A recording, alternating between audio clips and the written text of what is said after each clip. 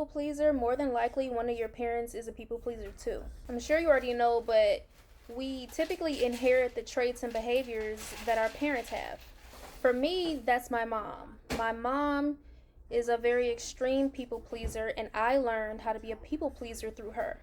See, she grew up in a family system that required her to earn love and affection by what she could do, what she could provide for people.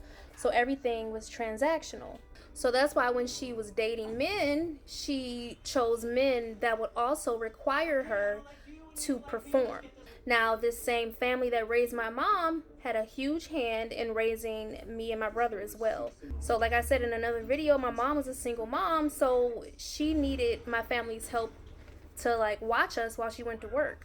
So not only was I raised by a mom who was a people pleaser, I was raised around a family that required you to like prove that you were worthy of something. Like they always wanted something from you, and you were never free to be yourself. Not only were you not free to be yourself, they didn't care one way or the other. They didn't pay attention to that. It was always about them and what they wanted.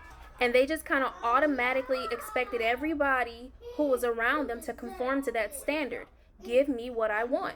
So I grew up in that kind of environment, and I repeated the cycle. I only dated men who required me to perform for them and to be whatever they wanted me to be. And I only had friends who sought me out because I seemed nice and I seemed malleable. So yeah, my mom taught me how to people please because I learned it through her behaviors and through her family dynamic. And then my father taught me how to people please because I learned that if I ever disappointed him, he would reject me and leave my life.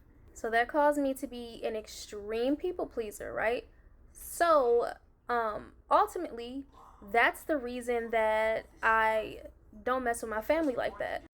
And not on some bitter stuff either. I mean, I was pretty bitter at first. I was mad. I was fed up. But no, I wanted to break curses. Because at the time, when I decided to cut ties with my family, most of them, and not be around a lot of them, or at least limit the time that I'm in their presence, I did so to protect my kids. You see, I had started having my aunt watch my kids as well. The same one who watched me and my brother.